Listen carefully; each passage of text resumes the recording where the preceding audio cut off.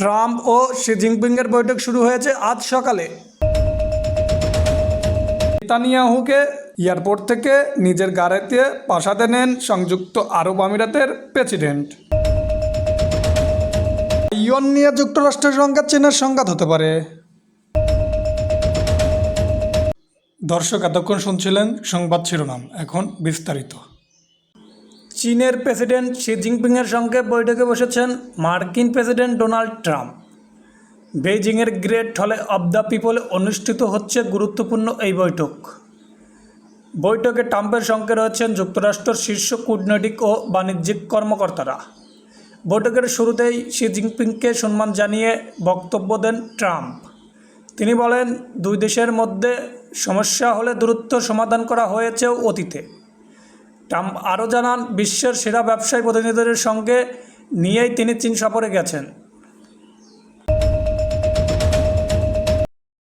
ইরানের সঙ্গে যুদ্ধ চলাকালে গোপনে সংযুক্ত আরব আমিরাত সফর করেছিলেন ইসরায়েলের প্রধানমন্ত্রী নেতানিয়াহু।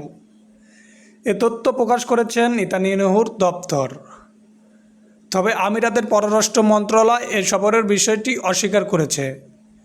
নেতানিয়াহুর সাবেক মুখপাত্র দাবি করেছেন, আবুধাবিতে তাকে রাজকীয় অভ্যর্থনা দেওয়া হয়েছিল।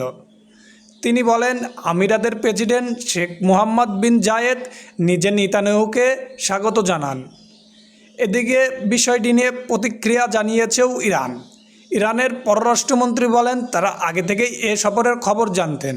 তার অভিযোগ, ইসরায়েলের সম্পর্কে বাড়িয়ে আরব বিশ্ব বিভাজন তৈরি করছে আমিরাত।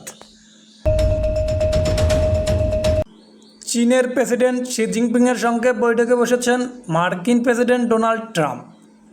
বেইজিংয়ের গ্রেট হলে অব দ্য পিপলে অনুষ্ঠিত হচ্ছে গুরুত্বপূর্ণ এই বৈঠক। বৈঠকে ট্রাম্পের সঙ্গে রয়েছেন যুক্তরাষ্ট্রের শীর্ষ কূটনৈতিক ও বাণিজ্যিক কর্মকর্তারা। বৈঠকের শুরুতেই শি জিনপিংকে সম্মান জানিয়ে বক্তব্য দেন ট্রাম্প। তিনি বলেন, দুই দেশের মধ্যে সমস্যা হলে দ্রুত সমাধান করা হয়েছেও অতীতে। ট্রাম্প আরও জানান, বিশ্বের সেরা ব্যবসায়ী প্রতিনিধিদের সঙ্গে নিয়েই তিনি চীন সফরে গেছেন।